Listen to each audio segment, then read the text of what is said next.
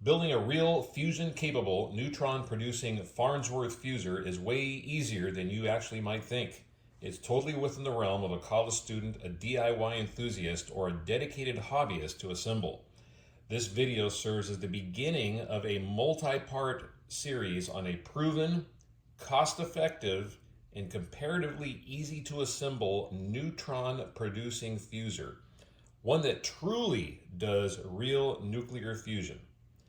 This system is going to focus on the comparatively inexpensive and readily available 2.75-inch Conflat system for the chamber and related vacuum hookups. The overall theme is going to be cost effectiveness, easily obtainable parts, ease of assembly, safety, and I'm going to do my best to put it all in down-to-earth terminology so everybody can understand it. Each video in the series is going to address a key component in the order which they should be acquired and assembled. The chamber, the viewport, the grid assembly, high voltage feed through, vacuum system, gas metering, deuterium generation, high voltage power supply, wiring,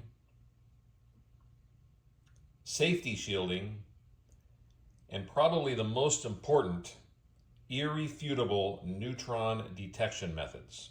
So to be clear, this is not a video series for making a non-fusing demo fusor like the Make-Zine version that's quite popular these days on various sites and YouTube. This is for the real deal. It's going to be something that can generate neutrons, activate silver or indium, and does actual nuclear fusion using hydrogen isotopes known as deuterium. This is not to throw stones at the demo fusor. In fact, it's highly encouraged, and in fact, my opinion, it should be mandatory that somebody build a demo fusor first before building a real neutron-producing fusor. Demo fusors are absolutely invaluable at teaching gas handling, voltage control, vacuum control, how to achieve and maintain plasma, how to achieve and maintain the proper kind of plasma. All sorts of different things are learned when building a demo fusor, and all of that is transferred directly into when you build a real fusor, and especially when you want to start learning how to operate the system so it can do real nuclear fusion and produce neutrons.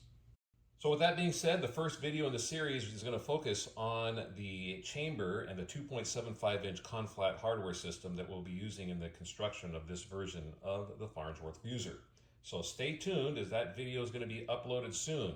Or, if you haven't already, consider subscribing and hit the bell for when the next video in the series is going to be published.